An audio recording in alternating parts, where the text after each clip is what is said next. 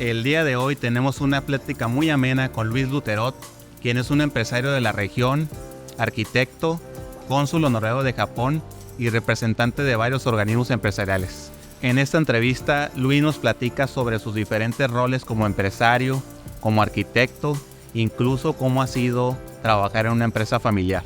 Esto es Negociadores. Bienvenidos.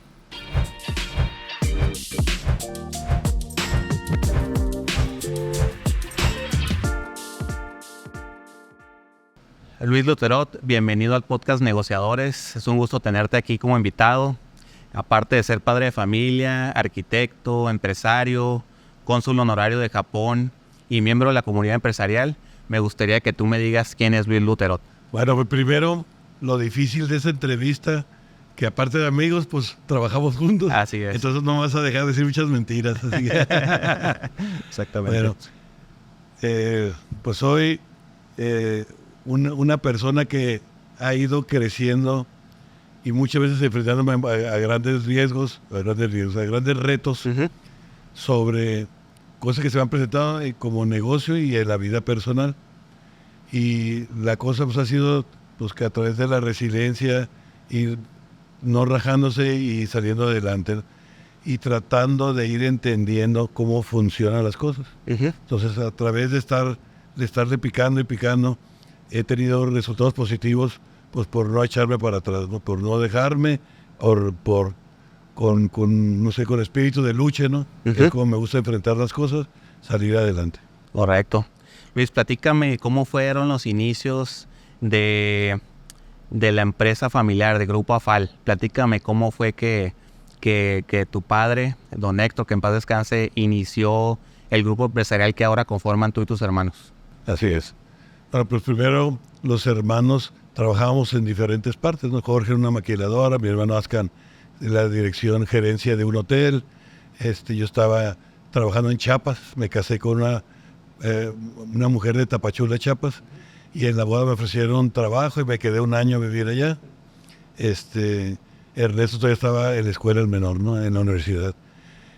Pues fue circunstancial el que, bueno, primero me ofrecieron chamba en la familia, en los negocios de mi abuelo, entonces me vine de Tapachula, poquito menos de un año me regresé a Tijuana.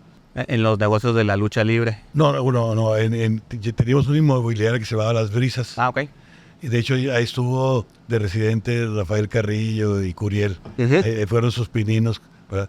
Porque la familia, a través de mi abuelo, fue de los primeros que empezó con las maquiladoras hace, no sé, serán 60, 70, 65 años, ¿no? Okay. Y la familia tenía una gran parte de las maquilas que eran mucho más chicas al principio, y como que se estaba entendiendo el concepto, ¿verdad? Estaba creando el concepto. Okay. Y por eso es que hay mucha experiencia en mano de obra, porque somos pues, de las regiones que tienen más años haciendo lo mismo. Entonces hay esa profesionalización de atender este giro, ¿verdad? Me empiezo a hacer naves industriales. Yo trabajaba en metros, ¿no? Y allá con tabiques, no ladrillos. Entonces llego acá y acostumbrarme otra vez a pies, ¿no? Todo se trabajaba todo en pies. La ciudad, yo estuve como 10 años fuera, había cambiado muchísimo. Ya mis amigos, pues todos tenían su vida. La ciudad había crecido de una manera exponencial tremenda, y me costó un poco de trabajo adaptarme otra vez a una ciudad donde pues, crecí, ¿no? Donde crecí. A mí me ha tocado vivir pues, de San Diego, Tijuana, Hermosillo, México y Tapachula. Entonces en vertical he recorrido todo el país, y eso ha traído cosas buenas, ¿no? Bueno, lo malo era que como jovencito pues era un tramo a dejar a la novia o cortar o cambiar de amigos, pero te obliga a aprender a adaptarte, ¿no? A volver a crear todo ese circuito que te rodea, ese círculo que te rodea, empezar a hacer amistades, empezar a trabajos nuevos, a retos nuevos. Entonces eso me ha preparado pues para enfrentar los retos que tengo el día de hoy, ¿no? Tengo entendido que don Héctor les encargó a cada uno de ustedes o les permitió emprender a cada uno de ustedes en algún negocio distinto, ¿verdad? Así es. Antes de conformarse ya como grupo, ¿no? Cuando empezamos, estaba yo trabajando para el abuelo en la inmobiliaria Las Brisas, pero una persona del Distrito Federal que se lleva entonces me contrata para hacerle una nave industrial. Entonces trabajaba para mi abuelo y abrí mi constructora chiquita, que era una secretaria, un escritorio y una silla. Y así empecé lo que inmobiliaria constructora, que después sería constructora FAL, ¿no? Empiezo como arquitecto, pero no tenía los principios básicos administrativos. Entonces invité a mi hermano mayor Ascan a que fuéramos socios. Entonces cuando mi papá nos ve que empezamos a hacer un grupo familiar, nos dice, si entran los demás hermanos, yo me comprometo a que manejen mi patrimonio. Entonces ahí empieza a dar vueltas. Y aunque Jorge, Ernesto y mi hermana de Hermosillo no trabajaban, los hicimos socios, recibieron un poquito de porcentaje de las ganancias, ¿no? De las utilidades, y poco a poco se fueron integrando hasta que formamos el grupo AFAL. El nombre AFAL pues, salió después de mucho buscarle, ¿no? Que no es fácil buscar el nombre, ¿no? Sí. Llega mi mamá un día en una junta donde estábamos todos los hermanos y nos dice, Grupo AFAL, Asociación Familia Luterot. Y a ella le debemos el nombre. Ahí salió la idea. De ahí salió. Tengo entendido que también parte de los orígenes de la familia pues viene del tema de la Arena México, ¿no? De la lucha libre. Así es. Y por ahí me platicaron una anécdota de que un luchador le hizo la vida complicada un día, ¿no? Sí. Pues estaba recién llegado a México a la Universidad de La Salle. Y en todos los cumpleaños de mi abuelo hacía fiestas, ¿no? A veces les hacía rumbo a Querétaro y al principio les hacía en la Arena México. Entonces ahí invitaba al delegado, a generales y a personajes de ahí de la ciudad. Y íbamos los nietos. Entonces ya cuando se iban los grandes nos quedábamos los nietos en la fiesta, ¿no? Y con las 2, 3 de las cervezas ahí que se echaban los luchadores y nosotros, se calentaban los luchadores y se empezaron a agarrar. Entonces los nietos los invitamos a que bajáramos al ring y nosotros íbamos a ser los referees. Y en el estar ahí refiriendo, se me hizo muy fácil meterme en la lucha. Me agarró el perro aguayo, me tiró y me rompió la clavícula. Eso fue mi primera y única experiencia de luchador. Ya puede contar que fue víctima, ¿no? del perro aguayo. Perro aguayo, ¿no? papá, el original. Sí. Así es. Luis, ahorita que platicamos de caídas, hace 7, 8 años tuviste un incidente, un infarto, ¿no? En Chiapas. Así es. Me acuerdo muy bien de ese tema y me gustaría preguntarte cómo cambió tu vida desde entonces y cómo fueron los hechos, ¿no? Estábamos en Navidad, ¿no? En Navidad, Año Nuevo. Como regularmente hacemos, llevo a mi esposa y a mis hijos a visitar a la familia política. Ajá. Entonces estuvimos ahí 15 días y pues la fiesta de Navidad, Año Nuevo. Y de ahí nos tocaba organizar la fiesta anual de toda la familia Luterot, que somos 80 y tantos, entre 85 y 95 personas que asistimos anualmente a esas fiestas. Y nos tocó a nosotros organizarlos, y en particular a mi esposa y a mí, Liliana. Entonces planeamos que fuera en San Cristóbal de las Casas. Entonces, que es la parte de altura de Chiapas, ¿no? Ajá. Entonces traía sobrepeso fuerte y en los 3 días, 4 días que estuvimos buscando qué actividades hacer entre culturales, de diversión y pues que las comidas, hoteles y todo ese rollo, saliendo de una comida me empezó a doler un poquito el brazo, pero pues ni idea, nunca me había pasado nada, ¿no? Uh-huh. Siempre he hecho muchos deportes. Entonces fuimos a tomarnos una siesta y cuando me despierto de la siesta me dolía el brazo izquierdo. Entonces me empezó a sobar y todo y se me quitó. Entonces salimos en la tarde, nos fuimos de fiesta, ¿no? De cena y en los pistitos, y amanezco al día siguiente otra vez con el dolor, pero más fuerte. Entonces es donde me di cuenta. Bueno, no hay hospitales buenos en San Cristóbal. Okay. De hecho, además hay uno privado. Entonces llegamos ahí al hospital. Bueno, me recibe primero, pido que vaya el doctor del hospital. Pero un vato que no tenía ni idea, un señor ya de bastante edad, que ni siquiera me dejaba hablar, ¿no? Okay. Entonces me diagnosticó, no, todo está bien, pero yo me seguía sintiendo mal. Entonces le pedí a mi esposa que me llevara y nos fuimos caminando, lo último que tienes que hacer, ¿no? Por cerros al hospital. Y llego ahí, me hago una prueba de orina donde sale una enzima que cuando te da un ataque al corazón, acusa que fue un ataque a través de esa enzima. Okay. Entonces algo positivo, y empiezo a ver cómo venirme a Tijuana, ¿no? Pues ya si no había servicios, ¿verdad? Y no confiaba en que me atendieran ahí, ni en Chiapas, ¿no? Realmente me quería venir a Tijuana, pero era muy complicado.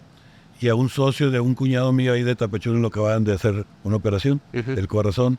Entonces, sabes que son las personas de México que se acaban de instalar en Tuxtla Gutiérrez. Ustedes les hablamos y que sí te reciben, ¿verdad? Esto era un jueves, que te reciben el viernes a las 4 de la tarde, ¿no? Pues la verdad es que pues llegué tarde porque había un tráfico, nos equivocamos de carretera y llegamos hasta las 8 de la noche. Gracias a Dios me esperaron, me recibieron muy bien y estaba nervioso, me pusieron calmantes y me llevaron en ambulancia al hospital. Pero me llevaron al hospital general. Okay. Entonces yo no sabía, ¿no? Pues llegas por urgencias y pues estaba gente tirada en el piso y yo pues rezando, ¿no? ¿Dónde me trajeron? Pero resulta que habían rentado un área del hospital y tenían unas instalaciones de primera. Okay. Ya con mucha confianza que me dieron, pues ya a la hora que me analizan, resulta que no me tuvieron que hacer operación, con una operación de corazón abierto, me pusieron un stent. Y ahí me eché recuperación, con unos amigos nos recibieron en su casa y ahí estuve una semana. Pero eso me cambió la vida porque pues te despiertas, ¿no? Hay mucho que hacer, están los hijos que todavía quiero convivir con ellos. He tenido una vida bastante completa, pero pues no tenía nietos todavía. Digo, quiero ver a mis nietos, ¿no? Conocerlos. Entonces me ha forzado a hacer que mi tiempo cuente, ¿no? En las actividades que escojo hacer. Por lo que vi o por lo que veo, a partir de ahí empezó a hacer ejercicio, a cuidarse más, ¿no? Le sirvió esa experiencia como una oportunidad en la vida para digamos, tomar en cuenta otras cosas, ¿no? Que muchas veces no las tomamos en cuenta por el día a día, ¿no? Pasándome al tema empresarial, familiar, ¿qué tan difícil es tener a tus hermanos como socios? Mira, como cualquier empresa familiar, es un dilema porque eres juez y parte, ¿no? Eres dueño y aparte eres operador y no necesariamente siempre eres mejor, ¿no? Para la función que te escogieron o en la altura o en la jerarquía de dirección que te ponen, ¿no? Porque aquí nos ponían de directores a todos, ¿no? De cada unidad de negocio que teníamos en la familia. Entonces, pues entender que no hay empresa familiar si no hay empresa. Entonces, primero es la empresa y después es lo familiar. Entonces, hemos sabido ya a través de varios años y de darnos unos agarrones, hemos ido aprendiendo a cómo hacer sinergia, cómo aprovechar, ¿verdad? El oficio con el que nacimos y que nos preparamos para hacer. No nada más que porque nos colocaron, voy a ser buen administrador, pues no necesariamente, ¿no? Tienes que tener el oficio y la preparación. Entonces nos hemos ido colocando en donde realmente somos más eficaces, más eficientes. ¿Cómo cree usted que sea la clave para que perdure una empresa familiar? En este caso, sobre todo, que en estos momentos, por ejemplo, está pasando de la tercera a la cuarta generación. ¿Usted cuál cree que sea la fórmula para que perdure una empresa familiar? Son dos grandes fórmulas, por decir. Por un lado, el haber tenido a mi papá, que pues, estuvo con nosotros hasta los 95 años, ¿no? Y estarnos, sobre todo en el inicio, guiándonos. Y era una persona muy dura, ¿no? Muy estricta, muy perfeccionista, ¿no? Nos puso reglas, ¿no? Y lineamientos que seguir. Entonces, por más que queríamos salirnos, ¿verdad? Pues éramos jóvenes y nos traíamos inquietudes también de muchas maneras, ¿no? Entonces, él nos fue guiando. Y después, pues, el ir comprendiendo, ¿no? Hay que hacer capacitación continua, siempre estar contratando a gente especialista en las diferentes áreas que necesitamos, ¿no? En el área, pues, empezamos con un especialista del IPADE para que nos ayudara a definir lo que era la misión y la visión del grupo. Uno que lo de finanzas, y etcétera, en la expresión de los estados financieros, el cómo analizar la parte de recursos humanos y etcétera, ¿no? Entonces nos fuimos sin querer, y en las mismas juntas mensuales eran como mini diplomados, ¿no? Con esos asesores que teníamos, esos consejeros que traíamos a que fueran partícipes de las juntas, ¿no? Y que tenían voz y voto. Entonces fuimos aprendiendo cómo debíamos de conducirnos y qué camino deberíamos de tomar, ¿no? Sí, se llegaron entonces de gente experta o gente conocedora para lograr darle forma a pues un gobierno corporativo y todo lo que y se sigue ocupó. siendo, pues lo estás viviendo, ¿no? Así Pues, es. sigue siendo y nunca parará, ¿no? Y lo estamos pasando a la cuarta generación, ¿no? Se tiene que estar capacitando continuamente. Le traemos estos especialistas, ¿no? En la transmitida de poder de la tercera a la cuarta, y llevan ya 2 años y medio, ¿no? En el proceso. Entonces, con mi papá éramos 4, bueno, de mi abuela eran 4, y luego de mi papá somos 4, pero de nosotros son 13, ¿no? 13, entonces ya... Cada vez se vuelve más complicado, se ¿no? vuelve más complejo, más complicado. Sí. Luis, aunque siempre has estado ligado a la empresa familiar, a Grupo AFAL, Sí. entre otras actividades, ¿no? Sí. En algún momento emprendiste. Así es. Emprendiste tú por tu cuenta en tema de construcción. ¿Cómo fue esa experiencia para ti? Mire, salió porque el ir creciendo, pues fuimos formando y sirviendo a las partes directivas, en donde tenemos pues realmente unos gallos en cada una de las áreas, ¿no? Vamos a ver, de 33 años estar trabajando juntos. Entonces nuestra parte operativa pues ha sido menos cada vez. Y sobre todo cuando elegimos que el mejor administrador era mi hermano Jorge, y nosotros fuimos agarrando nuestras áreas de competencia, pues mi parte operativa bajó bastante. Entonces, como ya estaban acabando sus carreras mis hijos, dije, bueno, voy a formar un negocio en el que puedan llegar mis hijos y no necesariamente se sientan forzados a entrar al grupo, que tengan una opción.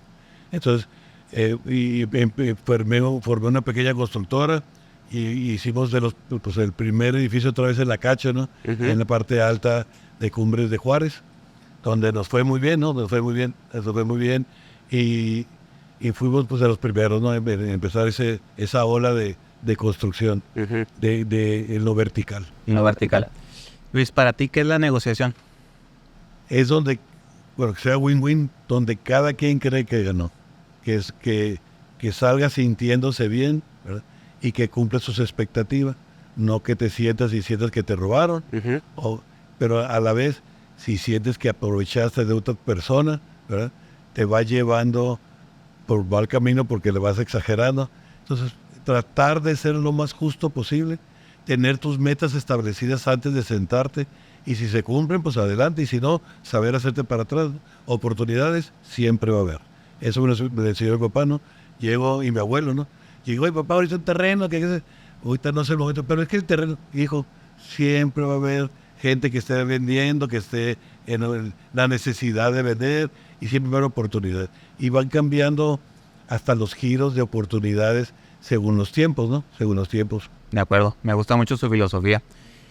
Luis, tú que has estado muy involucrado con tema de cámaras empresariales y me ha tocado vivirlo de la mano contigo, Sí. ¿qué tan difícil ha sido negociar con gobierno para obtener recursos para poder apoyar a la comunidad? ¿Cómo le has hecho para sortear entre tantas administraciones el poder ser tú un liderazgo efectivo en la negociación con los diferentes gobiernos que entran y salen? Principalmente a base de golpes.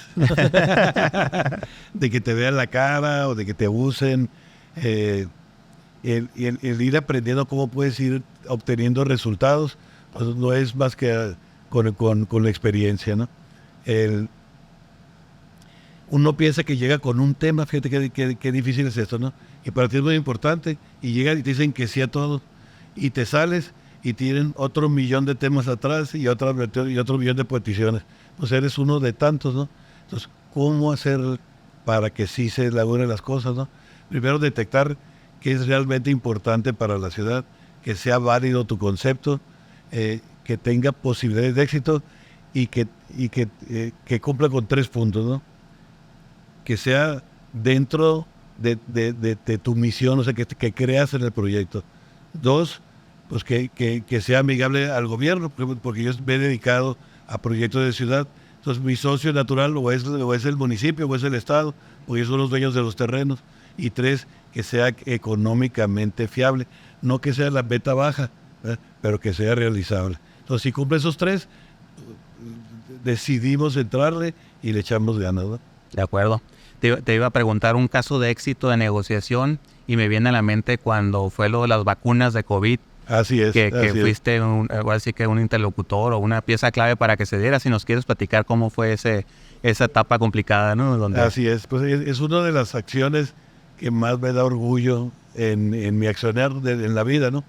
Pues resulta que estaba el COVID, teníamos más de la mitad de los estados de la República Mexicana pujando para comprar vacunas, ¿okay? Porque pues no llegaban y México no las importaba y no se ponían, ¿no? Entonces había que entrar a una subasta, meter tu oferta y comprarla, pero tenías que pasar por COFEPRIS. Entonces COFEPRIS nunca permitió a ninguno de los estados, aunque al final empezaron a poner las vacunas que ellos decían que no podíamos poner porque no habían pasado el último aprobación. Pues digo, oye, pues ustedes la están poniendo, ¿no? ¿Por qué no nos dejan a nosotros? Ahora resulta que nunca nos dejaron. Entonces me habla un día el cónsul de México en San Diego, el cónsul general de México en San Diego, que era muy amigo mío, y me dice, oye, nos están regalando vacunas. Le entras, pero tengo que contestarle en 3 días. Piénsale y eso era un miércoles y háblame el lunes, ¿no? Yo tenía 8 meses en eso, ¿no? Ya tenía maquiladoras y empresas grandes dispuestas a invertir en comprar la vacuna. Pero pues no sabíamos la forma, entonces le hablo a la media hora. Pues sí, le entramos, ¿no? Entramos. Bueno, el lunes empiezan a vacunar los primeros 10,000. Si todo sale bien, otros 10,000 y otros 10,000, ¿no?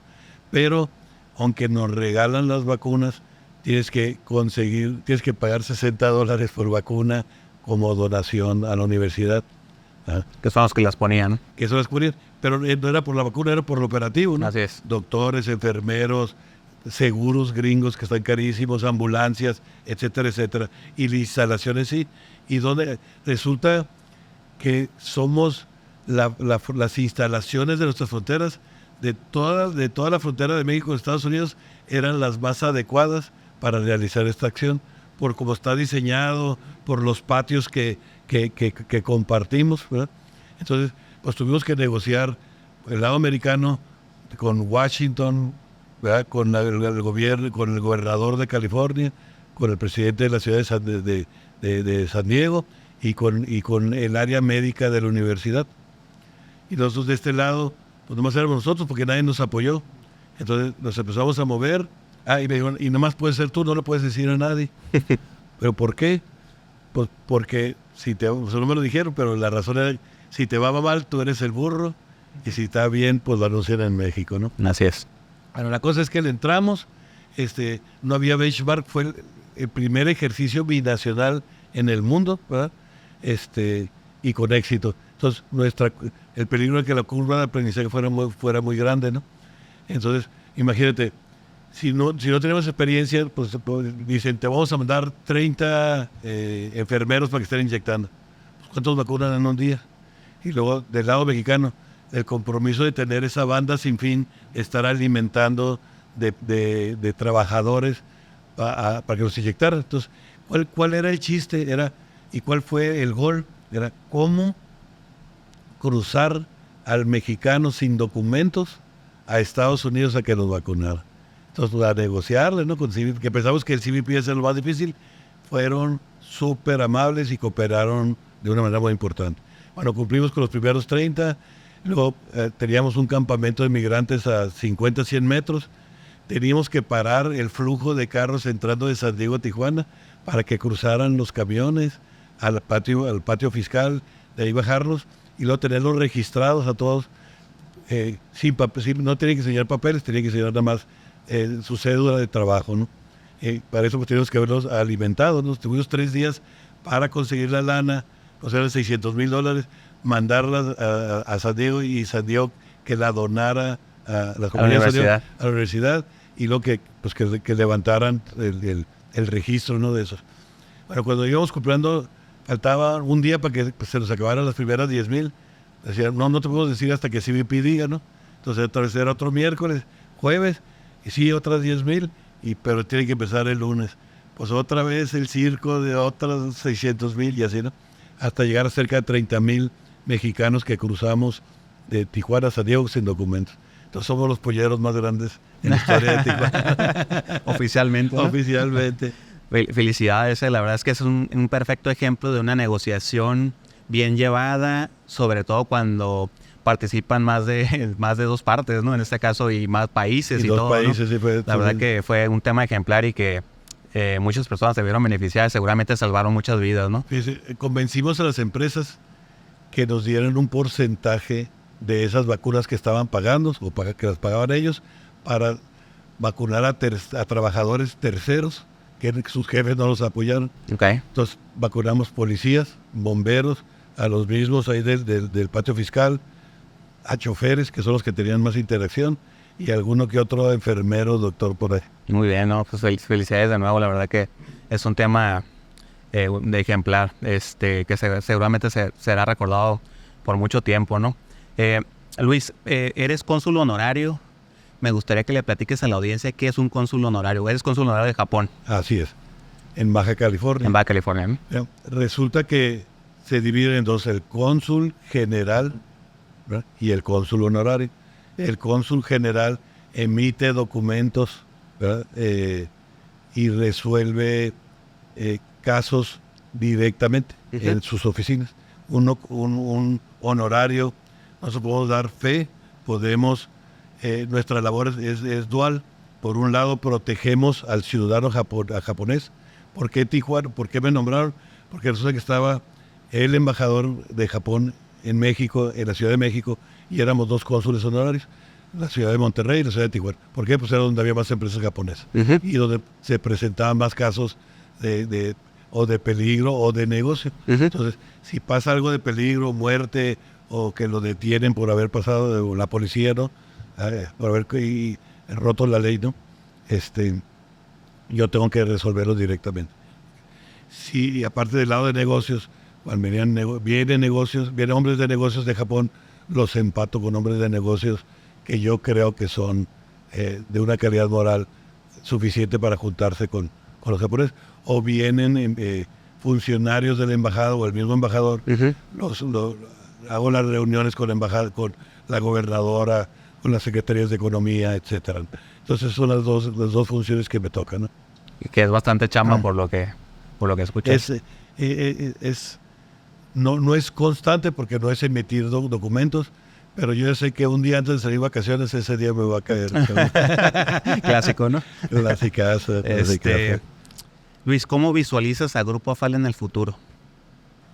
Mira, de pensar con cierta trepidación, ¿no?, que venían más personas y pues más oportunidad para que haya disgustos. El verlos estar trabajando estos 2 años y medio juntos, que están entendiendo y que están aportando ya, ¿verdad?, al Grupo AFAL, pues me da mucha seguridad y mucha tranquilidad. El que hayan querido seguir trabajando como grupo familiar, pues me da mucho gusto también, ¿no? Quiere decir que algo hicimos bien, que les apetece seguir, ¿verdad? Y que estaremos en buenas manos, ¿no? Nosotros pues seguiremos como los dueños de la asamblea tomando las últimas decisiones, pero todo lo operativo, ya sea en medio año, un año, ya estarán ellos tomando las decisiones. De acuerdo. Luis, tienes 3 hijos, Liliana, Luis y Adrián. Y yo creo que los hijos son nuestros maestros, ¿no? Así es. ¿Qué te han enseñado tus hijos y qué legado les quieres dejar? Primero, pues somos, de los 5 que somos, ¿no?, mis 3 hijos, mi esposa y yo, 4 somos arquitectos, ¿no?, y el menor salió economista, pero como que le pensó también arquitectura. Entonces ha sido muy padre, porque cualquier viaje familiar, pues tenemos los mismos querencias de qué visitar, y cómo criticar a la arquitectura, etcétera, etcétera. El haber tenido hijos normales, ¿no?, que han tenido sus problemotas, sus problemitas, pero que al fin de cuentas han sabido salir adelante, se han recibido los 3, uno con maestría en Francia en administración, los 3 ya casados, pues me da mucho gusto, ¿no? Me da mucho gusto. Y como digo, y siendo partícipes y viéndolos crecer, ¿no? Los 3 han tenido chambas extraordinarias, ¿no? Mi hija mayor en la inmobiliaria de Aramburu Zavala, mi hijo en fibras en México, negociando de jovencito con los directores de la banca.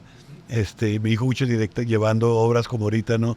El edificio corporativo del Grupo AFAL, etcétera, pues te da gusto, ¿no? Que vayan logrando sus metas y que vayan creciendo sobre todo, ¿no? Sí, de acuerdo. Y de hecho, te iba a hacer una pregunta hasta cierto punto que me interesa a mí en lo personal, ¿no? Tus 3 hijos todos son muy buenos muchachos, ¿no? Con muchos valores. Digo, a mí que me toca tratar mucho con ellos, son muy sencillos, ¿no? ¿Cómo le han hecho tu esposa y tú para que baje esa misma calidez, esa misma sencillez que tienen ustedes con ellos? ¿Cómo le hicieron para dejarlos con los pies en la tierra, ¿no? Primordialmente es aplaudir a mi esposa, ¿no? Que ella es arquitecta, pero dejó su profesión por bastantes años y hasta que ya estaban en nuestra secundaria, por ahí, volvió a emprender su profesión, ¿no? En cuanto a diseño de interiores y en edificación. Pues me ha tocado mi parte. Yo creo que yo he ido aprendiendo a ser papá y he ido mejorando en cómo ser papá con mis regadas, ¿no? Con mis regadas y mis equivocaciones como cualquier. Nadie te enseña, no hay una escuela para ser papá. Entonces, pues a base del amor, ¿no? Pues también no rajarse y estar atrás de ellos y tratar de ayudarlos lo más que pueda. Por ejemplo, una cosa que me enseñaron y que me ha servido mucho, ¿no? Y me tocó comprender, es no dar consejos, dar experiencias. Hoy papá corto con mi novio, mi hija. Bueno, entonces sí, corta y no te llegan. ¿Y por qué tú me dijiste que cortar? ¿No? Bueno, ¿qué es la respuesta correcta para mí, no?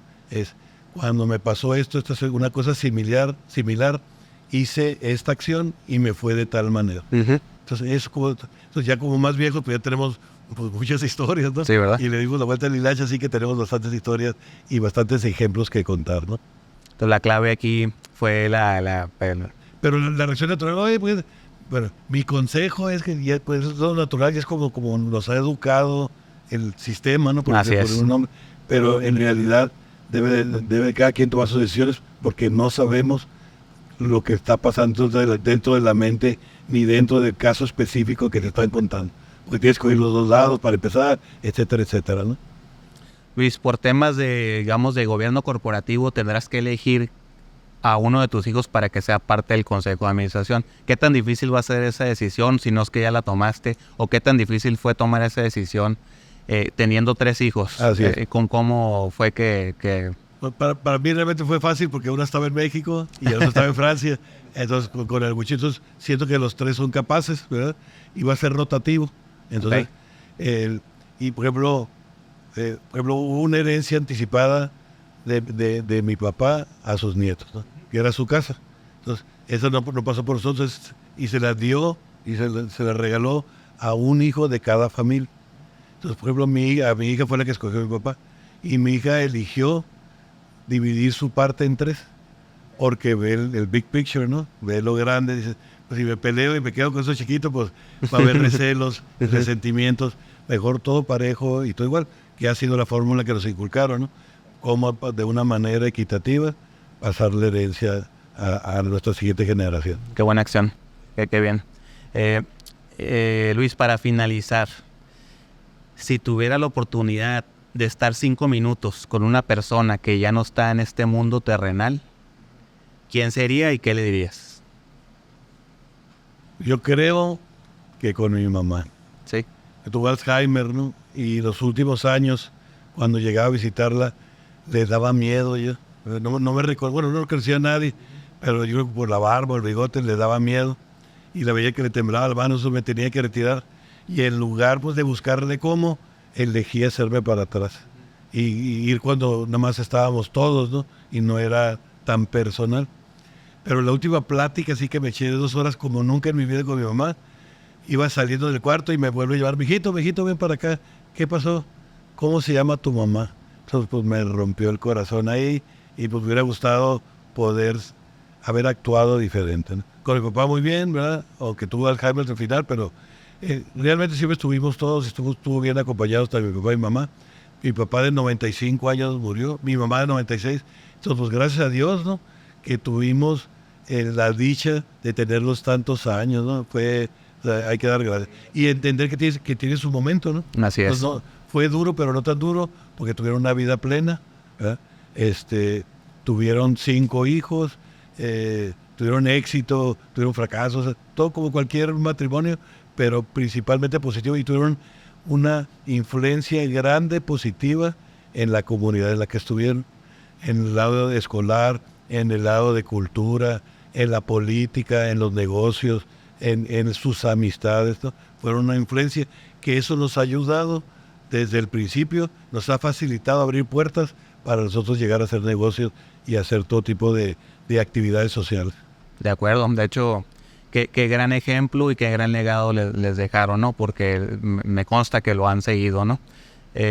Luis, para finalizar, ¿algo más que quieras agregar o comentar?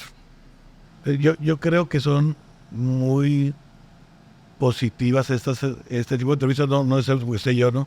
Sino que la gente vaya oyendo, pues que no nomás ellos tienen problemas, todos tenemos problemas, todos hemos tenido unas dificultades, y cómo lo hemos hecho cuando hemos tenido suerte para tener éxito, ¿no? Y cómo es, pues metiéndole ganas y no rajarse, ¿no? Así y es. capacitándose. Esa es la fórmula, y todo empieza con la información. Entonces no me canso de decir, ¿no? Información, input, por ahí es el rollo. De acuerdo. Pues bien, muchas gracias por haber estado en este espacio. Espero que les sirva mucho a toda la audiencia que nos escucha. Así es. Y saludos.